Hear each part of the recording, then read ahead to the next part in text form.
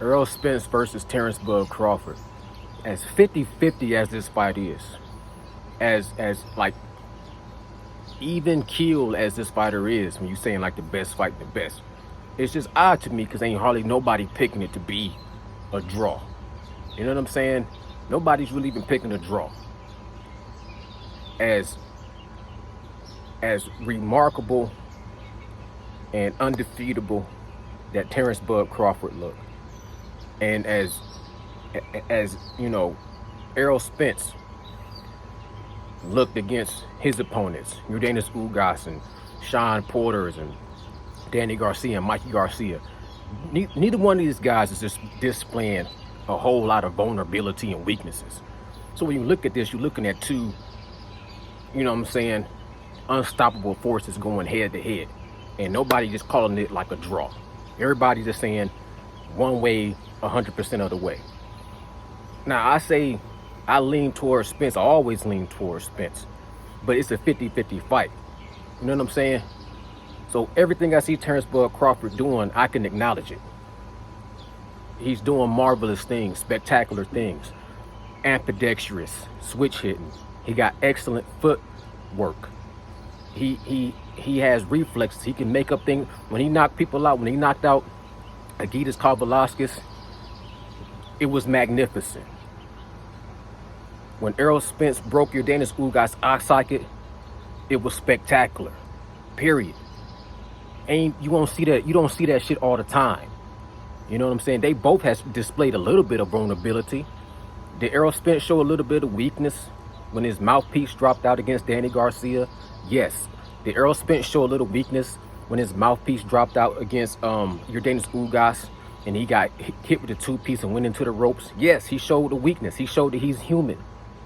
Did Terrence Bud Crawford show he was weakness when he got dropped by Agitas Karvelasquez? Did he show he was weakness and human when his eyes started getting puffy fighting Kell Brook? Did he show he was a human being? Did he show he had a weakness when he got hit and his legs started to straighten out against Yuriorkis Gamboa? Both these guys get hit, and both these guys find a way to win. I'm talking about 50-50, so nobody's calling a draw. So when I hear, like, even fighters I've been looking up to my whole life, James Toney, Antonio Tarver, Roy Jones Jr., Sugar Ray Leonard, all these guys at the Hall of Fame. I've seen James Toney fight Holyfield. Holyfield wasn't in his prime. I seen James Toney fight Roy Jones Jr. We seen Roy Jones Jr. fight Antonio Tarver and Bernard Hopkins. We seen all the Sugar Ray Leonards. Some people even know who he fought when he was in the Olympics and I seen him fight Mayweathers and Haglers and Hearns and Roberto Durans. We respect these guys. James Lights Out Toney, Roy Jones Jr., y'all must have forgot. Roy Jones Jr. was one of the main guys that elevated the idea of boxing that my generation thought Roy Jones was indestructible, past superhuman powers.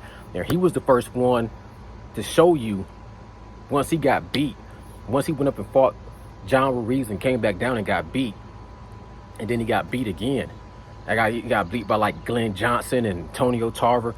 And then he started getting beat by guys that really didn't even have no names. And he was getting knocked out in a way that was like he developed some kind of a button you could just push and he would just go to sleep. But we seen him in his prime.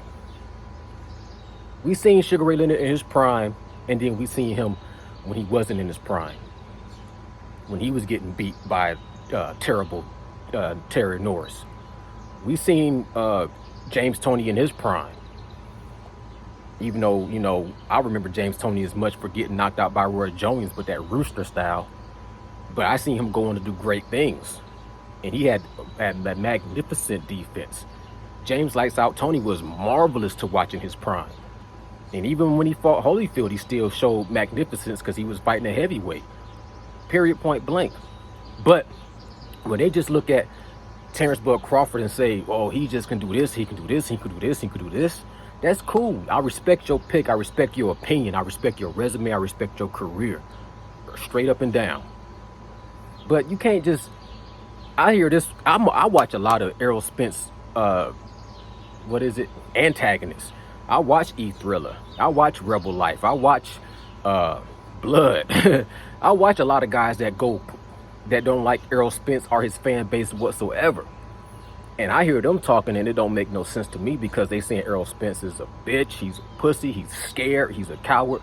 And I just can't understand that shit. I can't support that because you can't tell me Errol Spence is a coward. When a man flip out of a car and come back and box anybody, it ain't no coward in him. Because cowards don't heal. Their body don't even heal like that. A coward hurt their shoulder and they never work out, never box, never fight, never lift, never do nothing again. Every time you see them, oh man, I would, but my shoulder, or my back hurt, or my knee hurt, or my toes hurt, or my hands hurt. And a dude that been through pain physically, mentally, physically, spiritually, whatever, and they keep coming back and keep coming back. They can come back from a car accident. They can come back from a detached retina. You know what I'm saying? They can come back like Joe Frazier fought half his damn career with one eye and a bad arm. And he developed a way to make his weaknesses his strength. You know what I'm saying? He developed the craziest hook in the world because his arm didn't move the right way. It had a lock to it. The great ones find a way to win through their injuries. Back hurt, neck hurt, eyes busted up. No teeth done got knocked out. They keep fighting. If they're a coward, if they scary, they stop. They done. Their body regresses and regresses. They don't come back from a detached retina and then break your Dennis Ugas eye socket. Make it make sense. It's a 50-50 fight. Nobody's calling the draw. The only one that really makes sense to me be Andre Ward. Because Andre Ward is say, yeah, I lean towards Terrence Bud Crawford. You know what I'm saying? But it's a 50-50 fight. Anybody that's just saying, oh, Terrence Bud Crawford is going to destroy Errol Spence in 6 rounds, that just don't make sense. And when somebody starts saying that sound like you hating, it do sound like you hating. And then you got to wonder why. I don't worry about nobody who hating or who not hating. I'm just saying make it make sense. If it's a 50-50 fight, you got to acknowledge both guys' strengths, both guys' weaknesses. And even if you want to talk about their resume, you can look at their resume and see, yeah, Terrence Bud Crawford resume reflects more. So yeah, he is a shoe-in for the Hall of Fame because what he's done in his career resume-wise. But we never looked at it like that against Errol Spence. We just looked at it for like welterweight division. Because Errol Spence always been in the welterweight. And you've seen Terrence Bud Crawford work his way up through smaller weight divisions. So he has a little bit more accolades. He already did undisputed. You know what I'm saying? But when he came up to the welterweight and you say, I want to fight Keith Thurman. And Keith Thurman don't want nothing to do with that. So, okay, I want to fight Errol Spence. But Errol Spence says, I got my plan. I want to get this strap, and this strap. Then we can meet at the mountaintop. So everybody can take that and do what they want to do with it. But of course, Terrence Bud Crawford got more accolades. Errol Spence was trying to get more accolades so that he could balance out the leverage for their fight. That's just boxing. That's just business. That's just smart. So all that coward talk never made sense to me. And now that he got his 3 belts and Terrence Bud Crawford did what he did in the welterweight division against Sean Porter and Kell Brook and Edis Kavalauskas and Jeff Horn. Now if they finally meet and it's a 50-50 fight, let the best man win. I lean towards Errol Spence because he showed me he got heart and dog. And I see what Terrence Bud Crawford brings to the table and I salute it. I would like for them to have a trilogy. But if they just fight one time, I still lean towards Terrence Bud Crawford to lose. Either it be through a decision or possibly that dog in him could get him knocked out. But he could win. Terrence Bud Crawford definitely could win. Errol Spence can't make no mistakes like he made against Jordanis Ugas. But I'm not going to just sit here and build my whole channel talking about Errol Spence can't do this or Terrence Bud Crawford going to do that. We've seen everything. We've seen a lot of what Terrence Bud Crawford can do. But we never seen him do it against Errol Spence. And I got to kind of piggyback off of the Real Marlowe. He said the same thing I was thinking. or Antonio Tarver was talking about all these things we've seen Terrence Bud Crawford do. He's done those things because he's had to do those things, and he's done them against a little bit lesser competition. We all can agree that Terrence Bud Crawford has never fought nobody like Errol Spence, and Errol Spence have never fought anybody like Terrence Bud Crawford. So that means both of them are going to bring out the best of them, of each other. We can all agree to that. So if we can all agree that they both will bring out a better version of each other that none of us has ever seen, that's why we want to see the fight, then we can say that the people that Terrence Bud Crawford has fought has made him show more of his arsenal. But we can also agree that the people that Errol Spence has fought has not made him bring out all of his arsenal. So we don't know everything Errol Spence can do, but we know more of what Terrence Bud Crawford can do, and we can see who they fought. But at the end of the day, we seen Errol Spence go into other gears against Kell Brook when they fought. We seen him fight a different way against Mikey Garcia, but we haven't seen him get pushed the way Terrence Bud Crawford gonna push him. But we've seen Terrence Bud Crawford get pushed into other gears. So what would he do against Errol Spence? We don't know. That's why we want to see the fight. But we can see that Terrence Bud Crawford had to show more wrinkles against lower competition. But we've seen that Errol Spence, he showed regression outside of the ring. He showed a lack of discipline outside of the ring. He got something went to his head. He got into a car accident. He got back on track. He got an eye retina detachment. He had to get back on track. And with all that being said, when we still talk about Terrence Bud Crawford, who stayed disciplined all this time against Errol Spence, who has been off track and back on track, and we still say this is a 50-50 fight, that shows a lot about Errol Spence. Because if Errol Spence was trash, if he was a pussy, if he was a coward, he's been through a car accident, he's been through a detached retina, then why the hell would you even want to see Terrence Bud Crawford fight him? We want to see the best fight the best. So you have to admit that Errol Spence is the best on this side, and Terrence Bud Crawford is the best on this side. It ain't no pussy, ain't no cowards, ain't no bitch, ain't no all that bullshit y'all calling these fighters. Ain't none of that can be labeled on neither one of these fighters. It's the best fighter versus the best fighter. With that being said, both of them can whoop all y'all ass.